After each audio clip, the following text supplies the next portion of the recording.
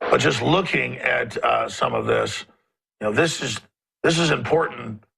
Oh, look, genetic advances make sex obsolete. That's the plan. Genetically engineer everything with the glyphosates, the chemicals, where you can't have children. Then you got to go to the government and systems to have your child from 3 or 4 different parents, which they admit is the plan. And then they can build Trojan horses of social control into that. But let's look at some of the headlines from Infowars.com.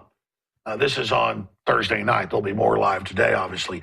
Dear gays, the left betrayed you. They always betrayed you. Okay, I mean, it's just, they just saw you as chumps. Facebook suspends outspoken Florida gun shops after Orlando attack. Yeah, don't let them defend themselves. Shut them up. Petition to ban AR-15s and act stronger gun laws gains momentum. Because the guy followed all the gun laws, had the registration, was a security guard with Homeland Security. His uncle, his father, his brother-in-law are all involved shipping the foreigners in. His dad goes to the White House. His dad hangs out with Congress. None of that matters that they're Afghans brought in by the CIA.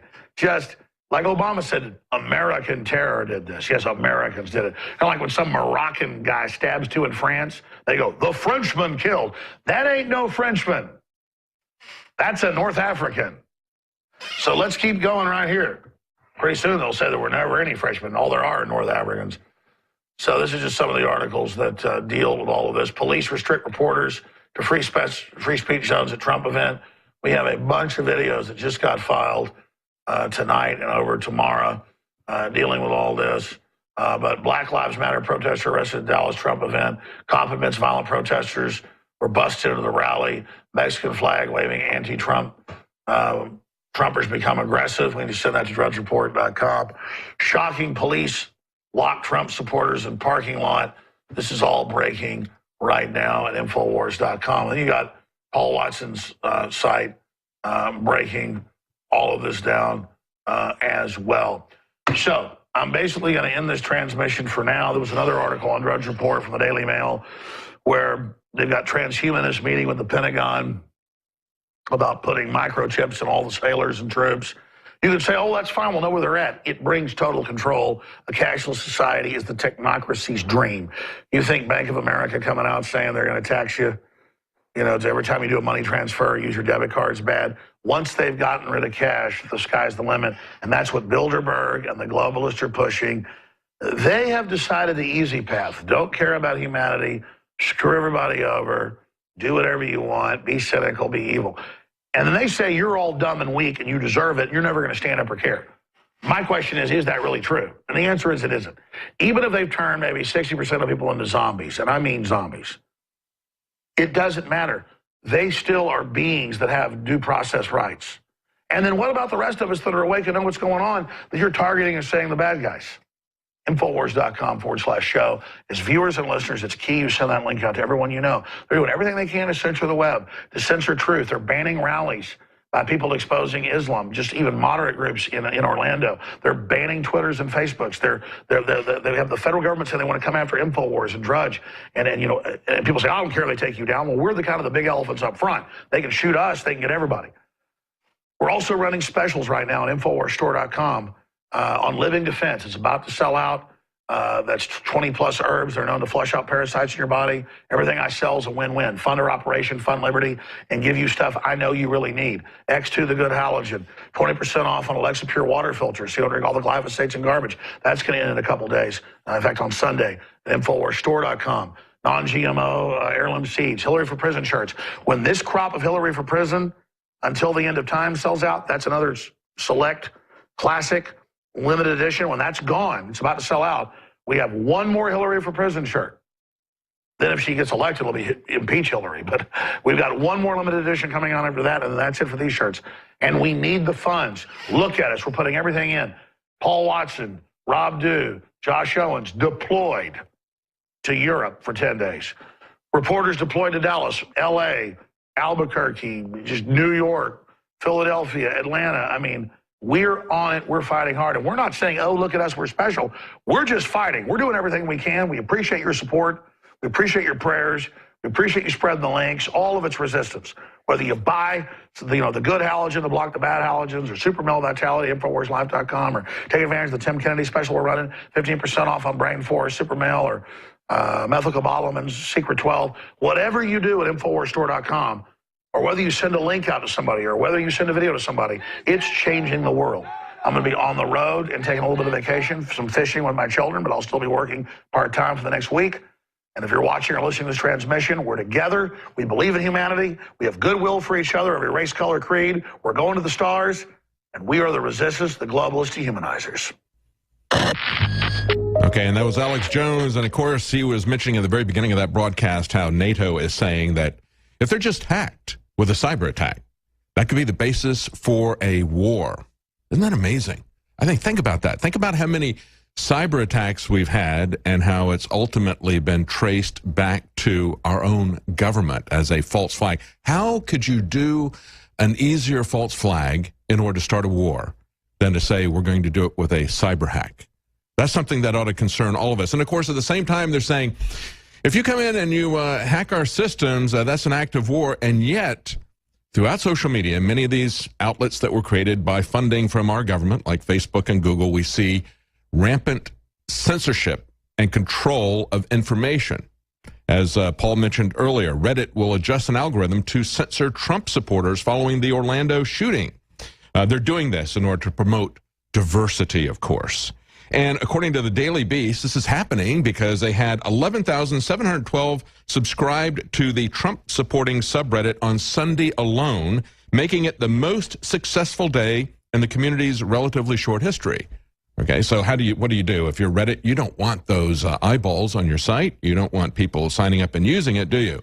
No. If you have something really successful, you shut it down because the politics is more important to them than what they say they're doing there. Now, look at what Facebook is doing.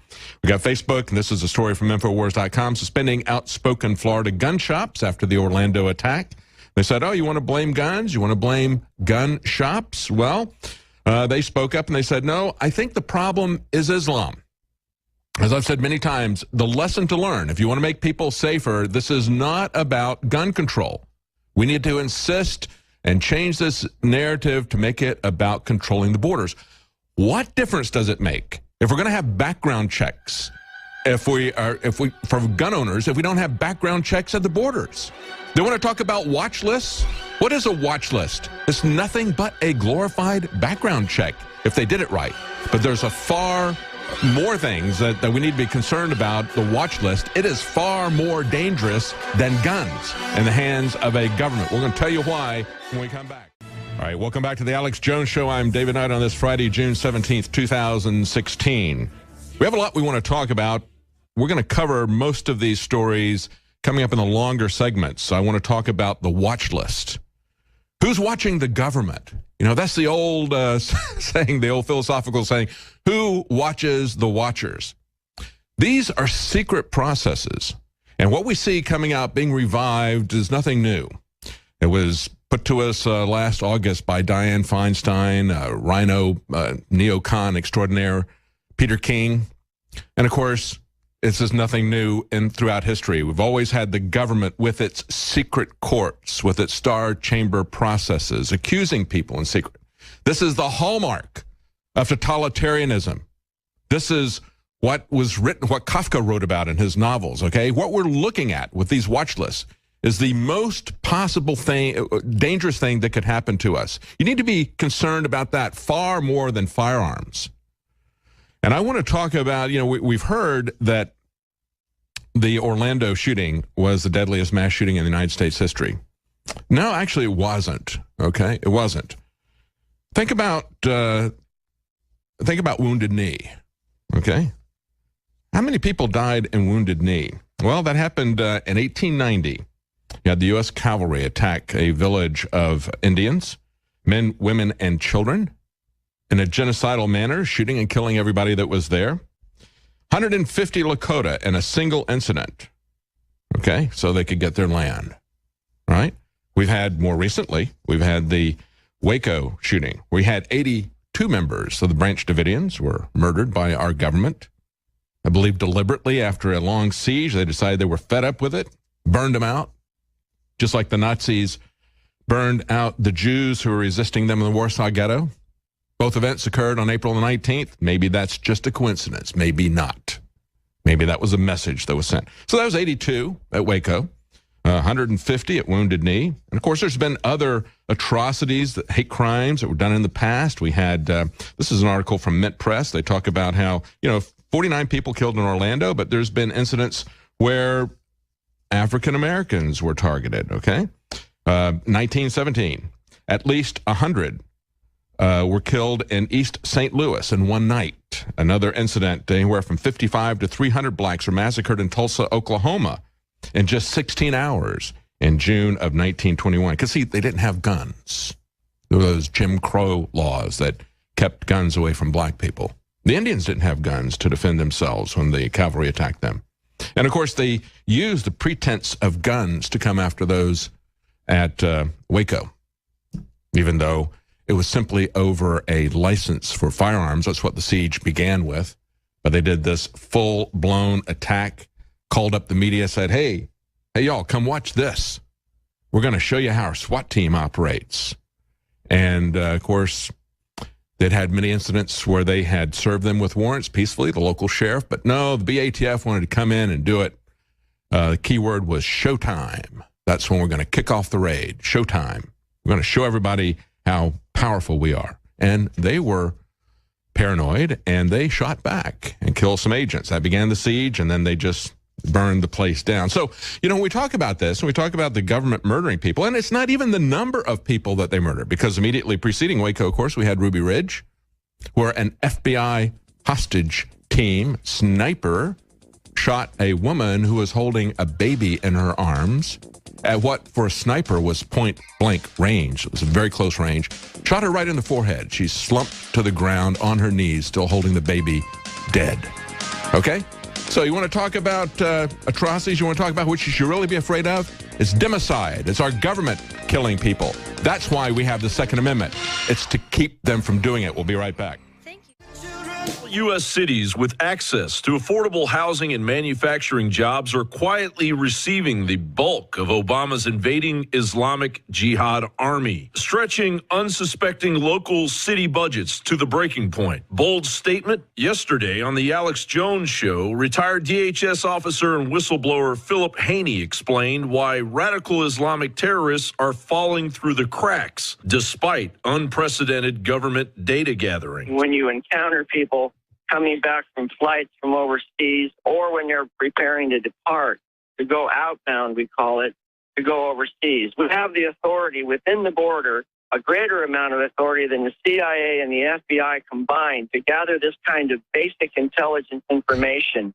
And over the years, we have been handcuffed more and more to the point where we're barely capable of gathering the kind of information that we could then share, let's say, with the FBI. Some targeted American cities are already being pushed over the edge. For example, Amarillo, Texas, known as the Yellow Rose of Texas, one of the largest meat-packing cities in the United States, home to the V-22 Osprey hybrid aircraft assembly plant, food giant Cargill, and also home to Pantex, the only nuclear weapons assembly and disassembly plant in the United States, has taken in well over 1,000 Middle Eastern refugees already, the highest in the nation. But when you add refugees sent to Amarillo from countries outside the Middle East, the numbers skyrocket. WorldNet Daily reports Amarillo has received 5,251 foreign refugees since January of 2002, according to the Federal Refugee Database. That's more than half of the nearly 8,000 refugees sent to Texas during the same period.